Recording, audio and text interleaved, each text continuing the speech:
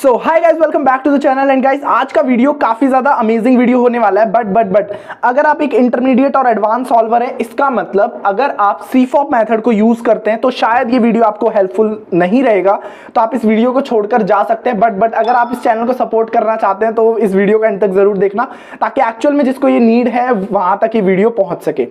तो क्या करने वाले हैं आज के वीडियो में? तो आज के वीडियो में मैं आपको बताने वाला हूं कि बिगिनर मेथड से क्यूब को सबसे फास्ट कैसे सॉल्व कर सकते हैं। लाइक मैक्सिमम स्पीड आप अपनी बिगिनर मेथड में कैसे इंट्रोड्यूस कर सकते हैं, और आप बिगिनर मेथड से around like 35 second, under 30 second भी इवन सॉल्व कर सकते हैं। तो आज मैं वही टिप्स आपको देने वाला हूं और एक एक करके सारे स्टेप्स के बारे में भी बताऊंगा। सो वीडियो के एंड तक जरूर देखना। एंड इसमें कोई नई एल्गोरिदम आपको याद नहीं करवाऊंगा, सिर्फ बिगिनर मेथड में ही आपको ऐसा प्रो बना दूंगा कि आप लास्ट में लाइक बोलोगे कि क्या वीडियो था ये। सो वीडियो का अंत तक जरूर देखिएगा। एंड चैनल पर नए चैनल को सब्सक्राइब जरूर कर लो एंड बेल आइकन को भी प्रेस कर देना, ताकि मेरी वीडियोस की नोटिफिकेशन आपको सबसे पहले मिल जाए। और अगर आपको ये वीडियो पसंद आए तो कमेंट भी जरूर करना।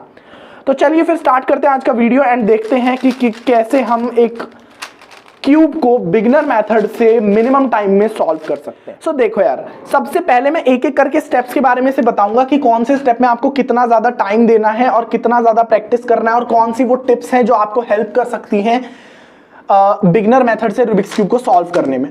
सबसे पहले मैं बात करता हूं क्रॉस की। अब देखो, इसमें आपको एक चीज देखनी है। देखो, सीफॉप और बिगिनर मेथड में काफी ज्यादा डिफरेंस होता है हर मेथड में, एक्चुअल में जितने भी मेथड्स होते हैं। बट क्रॉस जो होता है ना, वो बेसिक होता है। यानी कि सीफॉप मेथड में भी हमें सीखना होता है, वो बिगिनर मेथड में भी सीखना होता है।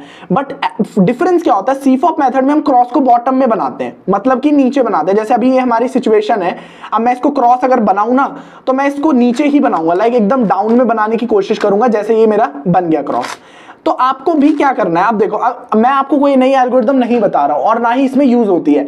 बट अगर आपको अपने बिगिनर मेथड में टाइम को काफी ज्यादा बचाना है ना, तो सीफॉप का ये वाला स्टेप आपको अडॉप्ट करना पड़ेगा। लाइक मतलब क्रॉस को बॉटम में बनाना शुरू करो। और इसकी काफी टिप्स मैंने बताई हैं कि क्रॉस को बॉटम में बनाना कैसे लाइक सॉल्व कर सकते हैं, और कैसे क्रॉस को 2 सेकंड में सॉल्व कर सकते हैं।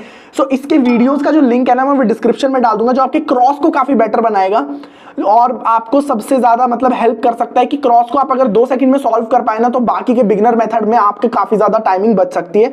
क्योंकि बिगिनर्स एक्चुअल में क्रॉस में भी काफी टाइम वेस्ट करते हैं, लाइक 5 से 6 सेकंड हो जाते हैं, उनके क्रॉस ही नहीं बनते, कभी कभी 8 सेकंड तक क्रॉस नहीं बनते। और फिर मेरे पास वो कॉमेंट करते हैं कि मैं बिगिनर मेथड से लाइक 1 मिनट के अंदर क्यूब को सॉल्व कर रहा हूं, मैं स्पीड कैसे इंक्रीज करूं। तो यार, क्रॉस को तो आप अगर सीफॉप मेथड से लाइक बॉटम में जब बनाना सीख लेंगे ना, तो आपको काफी ज्यादा हेल्प करेगा। अब इस वीडियो के एंड में ना जो टिप्स मैं बताऊंगा, उनको मैं फॉलो करके एक सॉल्व भी करके दिखाऊंगा कि मेरी टाइमिंग एक्चुअल में बिगिनर मेथड से कितनी आ रही है। अब देखो, क्रॉस की तो मैंने बात कर दी कि आपको इसको क्रॉस को बॉटम में बनाना है। जो वीडियोस हेल्प करेंगे उनका लिंक डिस्क्रिप्शन में डाल दिया है। नेक्स्ट मैं बात करूं अगर फर्स्ट लेयर की। आप देखो, फर्स्ट लेयर में मैं बिगिनर में क्या सिखाता था लोगों को, या फिर आपको वो मूव्स के बारे में पता भी होगा। मैं बिगिनर में क्या सिखाता था कि जो भी कॉर्नर आपको लगाना है उसको आप अपने कॉर्नर के फ्रंट में ले आइए। यार, बिगिनर मेथड तो एक्चुअल में आना चाहिए अभी, क्योंकि तब तो ये वीडियो समझ में नहीं आएगा अगर आपको बिगिनर मेथड भी नहीं आता है। तो क्या बताता था मैं कि लाइक जिस कॉर्नर को आपको लगाना है उसको फ्रंट में ले आइए, और व्हाइट कलर जिस साइड होता है, लाइक ये वाला कौन सी साइड है हमारी, लेफ्ट राइट साइड, तो राइट साइड इस लेयर को टर्न कीजिए, जिस लेयर में लेके जाना है उसको ऊपर कीजिए, एंड ऐसे करके हम कॉर्नर लगाते थे। बट अब हमें यूज करनी है फास्ट वे। और फास्ट वे क्या है वो मैं आपको बताता हूं। फास्ट वे 2 तरीके की होती है।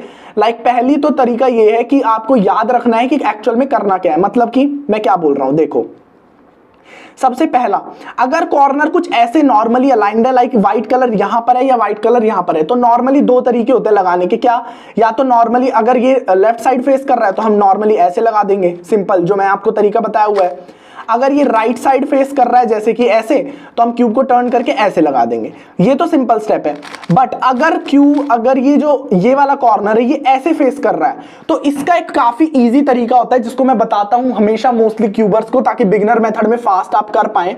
हाँ, एक टिप मैं एक्चुअल में देना चाहूंगा कि अगर आप बिगिनर मेथड में फास्ट होना चाहते हैं ना, और कोई नई एल्गोरिदम तो याद ऑब्वियसली करनी नहीं है, क्योंकि बिगिनर मेथड में गिनी चुनी एल्गोरिदम्स है।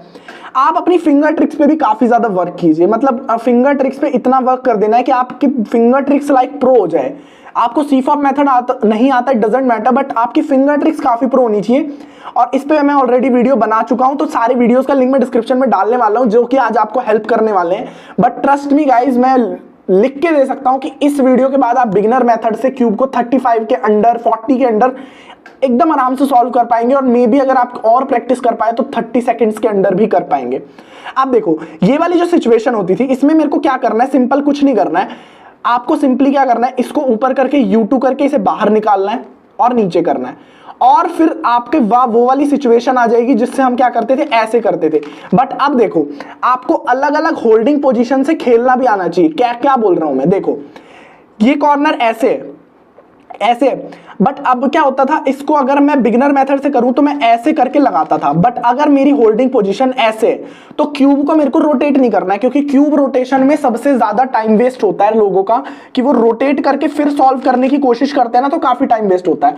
तो दोनों एंगल से आपको कॉर्नर को लगाना आना चाहिए। मतलब अगर ये कॉर्नर ऐसे है तो नॉर्मली अगर आपने फ्रंट में क्यूब को पकड़ा हुआ है तो नॉर्मली आप ऐसे लगा सकते हैं, बट अगर आपने क्यूब को ऐसे पकड़ा हुआ है तो इस कॉर्नर को कैसे लगाएंगे, सिंपली इस लेयर को ऊपर करेंगे, इसको आगे करेंगे, इसको नीचे करेंगे, तो ये वाला कॉर्नर लग जाएगा। अभी तो एक्चुअल में गलत पोजीशन पे लगा हुआ था, यहां से ये वाला स्टेप हम कर सकते हैं, जैसे मैं आपको दिखाऊं। तो ये वाला कॉर्नर है, इसको ऐसे भी लगा सकते हैं, बट अगर ऐसे फेस कर रहे हैं तो कैसे करेंगे, ऊपर, आगे, नीचे, तो ये कॉर्नर लग जाएगा। सेम तरीका मैं इससे भी कर सकता हूं। मतलब अगर ये वाला कॉर्नर फ्रंट में तो नॉर्मली हम ऐसे लगा सकते हैं, बट अगर हमने क्यूब को ऐसे होल्ड किया हुआ है तो कैसे करना है, सिंपली जैसे हमने उसमें किया था, जिस लेयर में लेके जाना होता है उसको ऊपर करते हैं और इस कॉर्नर को वापस उस साइड लेकर आते हैं जिस लेयर में ये जाने वाला है। तो मैं इसको इस साइड लेकर आऊंगा एंड देन फिर मैं इसको नीचे करूंगा, तो ये वाला जो कॉर्नर है ये लग जाएगा। ये स्टेप था। ये वाली टिप काफी ज्यादा काम करती है, बहुत ज्यादा इंपैक्ट डालती है आपकी सॉल्विंग में। तो ये दो सिचुएशंस तो मैंने बता दी। तीसरी सिचुएशन जो ये वाली थी वो भी मैं आप ऑलरेडी बता चुका हूं। क्या करना है आपको, सबसे पहले अगर ये वाली सिचुएशन है, कॉर्नर को लगाना है आपको, तो सिंपली क्या करना है, एक लेयर को ऊपर और U2 करना है और नीचे, और फिर आप इस कॉर्नर को नॉर्मली लगाना जानते हैं। फ्रंट व्यू होगा तो ऐसे लगा लेंगे और ऐसा व्यू है तो हम ऐसे लगा लेंगे, सिंपल। एक और टिप जो फर्स्ट लेयर में काम करती है वो क्या होता है, कभी कभी कॉर्नर जो होता है ना वो हमारा ऐसे अरेंज होता है, कोई गलत पोजीशन पर हमारा कॉर्नर होता है, जैसे कि अभी आपकी सिचुएशन ये वाली दिख रही है, ठीक है।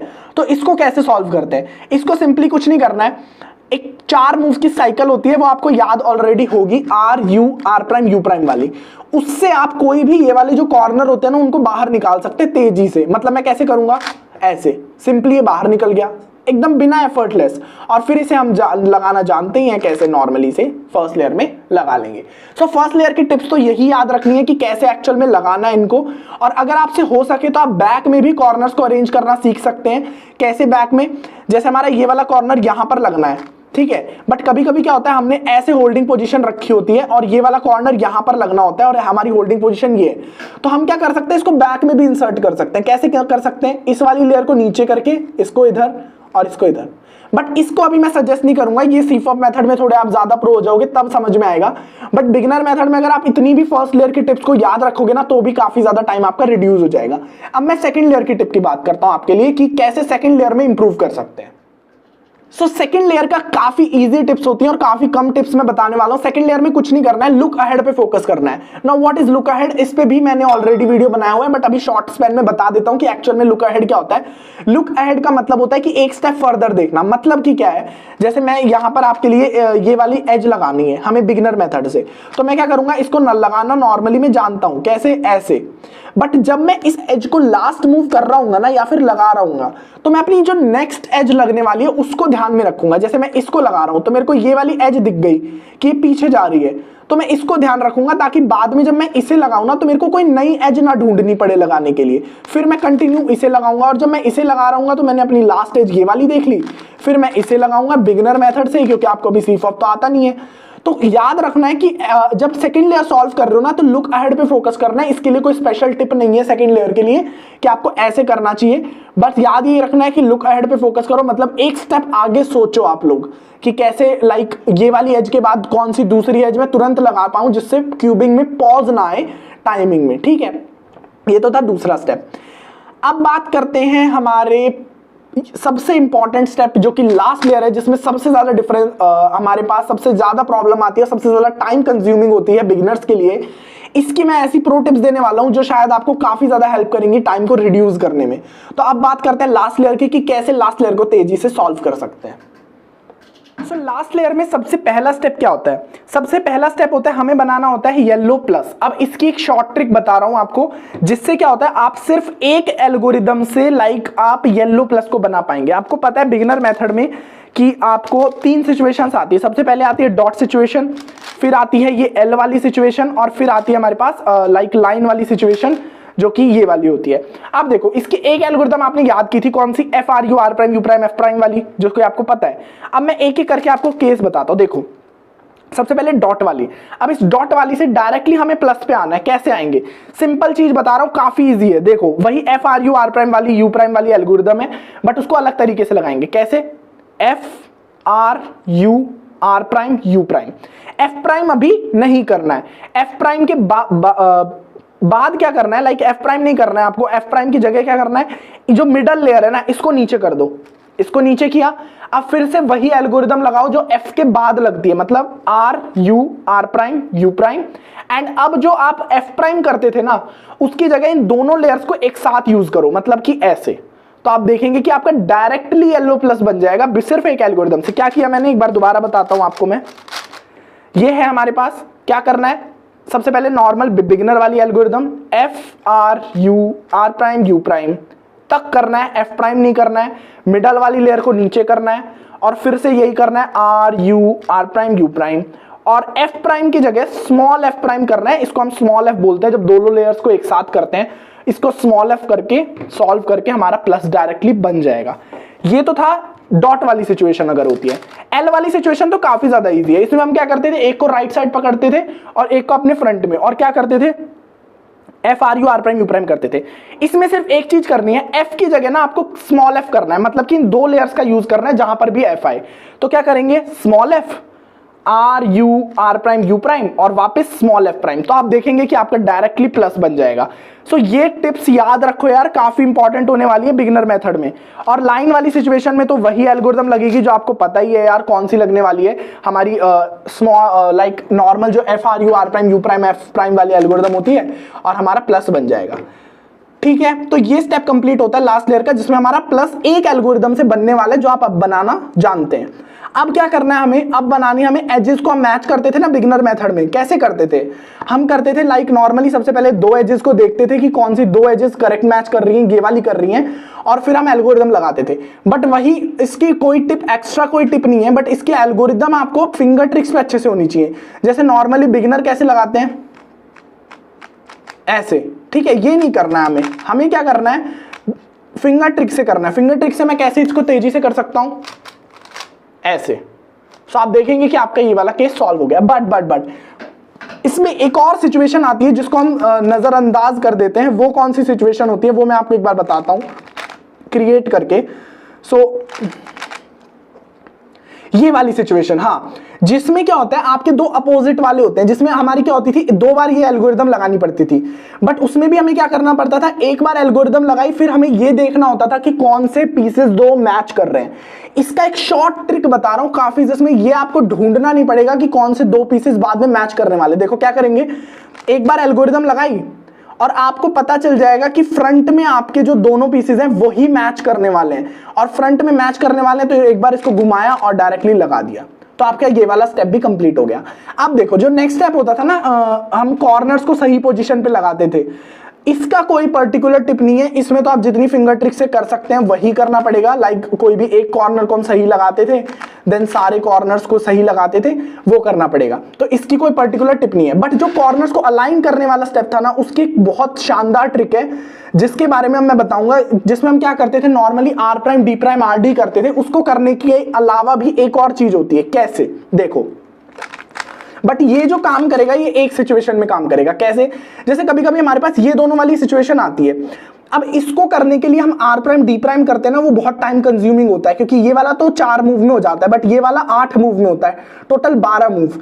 बट अगर मैं जो स्टेप में एज वाली जो एल्गोरिदम में लगाता था ना, कौन सी वाली, ये वाली एज को सही करने वाली, उसी एल्गोरिदम को एक बार राइट साइड से लगाओ और एक बार लेफ्ट साइड से लगाओ, तो ये दोनों कॉर्नर्स एक साथ अरेंज हो जाते हैं। बट ये वाली एप्लीकेबल कब होती है? जब दोनों एक साथ हो। अब कैसे करता हूं मैं? देखो, एक बार राइट साइड से लगाई, सेम एल्गोरिदम को लेफ्ट साइड से भी ऊपर करके लगा दिया, और आप देखेंगे कि आपका क्यूब में दोनों कॉर्नर्स एक साथ सॉल्व हो गए। इसको मैं इतना रिकमेंड नहीं करता हूं, बट हाँ ये कभी कभी टाइम बचा देती है as comparison to R prime D prime R D वाले स्टेप से। सो ये तो था आज का जितनी मैंने टिप्स दी, अगर ये फॉलो करोगे ना तो डेफिनेटली आप 30 सेकंड के अंदर इस क्यूब को सॉल्व कर पाओगे जैसा मैंने बोला है। अब मैं अपने कुछ एक सॉल्व करके 2 या 3 सॉल्व करके आपको दिखाता हूं कि बिगिनर मेथड से मैं कितने टाइम में सॉल्व करूंगा इसे क्यूब को। वही बिगिनर मेथड यूज करूंगा, कोई एक्स्ट्रा मेथड यूज नहीं करूंगा, बट ट्राई करेंगे कि हम 35 सेकंड के अंदर इसे सॉल्व करने का ट्राई करें। सो देखते हैं कि हम कितने टाइम में सॉल्व करते हैं। सो ये मैंने टाइमर रख दिया है, मैं स्क्रैम्बल कर लेता हूं क्यूब को and let's start with solving it with beginner method. So मैं सबसे पहले इसको इंस्पेक्ट करूंगा एंड वही स्टेप क्रॉस को बॉटम में बनाने का ट्राई करूंगा, बिल्कुल जो बिगिनर सीफॉप मेथड वाले करते हैं उसको तो यार प्रैक्टिस करके ही आपको करना पड़ेगा।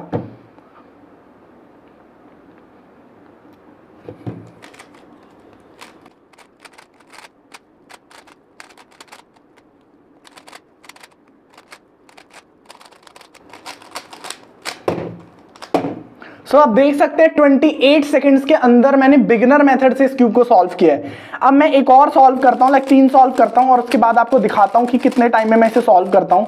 फिर से मैं इसे स्क्रैम्बल कर लेता हूं, टाइम को रीसेट कर देता हूं एंड ये हमने स्क्रैम्बल कर लिया है और एक बार इंस्पेक्ट कर लेता हूं मैं।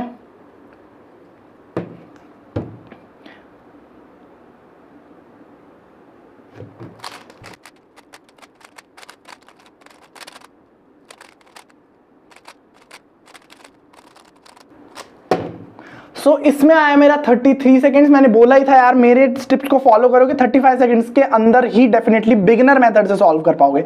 लास्ट सॉल्व करता हूं और देखते हैं कि कितने टाइम में सॉल्व करते हैं। सबसे पहले इसे स्क्रैम्बल करता हूं अच्छे से एंड टाइम को रीसेट करता हूं। सबसे पहले मैं इंस्पेक्ट कर लेता हूं कि कैसे स्क्रैम्बल है और ये सब।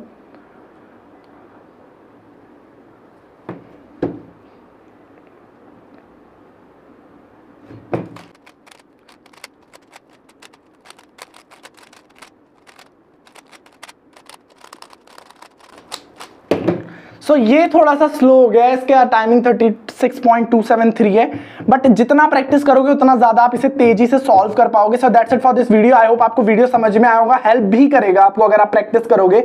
सो वीडियो पसंद है लाइक करें, शेयर करें, चैनल पर नहीं तो चैनल को सब्सक्राइब कर लो, बेल आइकन को प्रेस कर लो ताकि मेरे वीडियोस तक आप सबसे पहले पहुंच जाए। Okay friends, thank you for watching.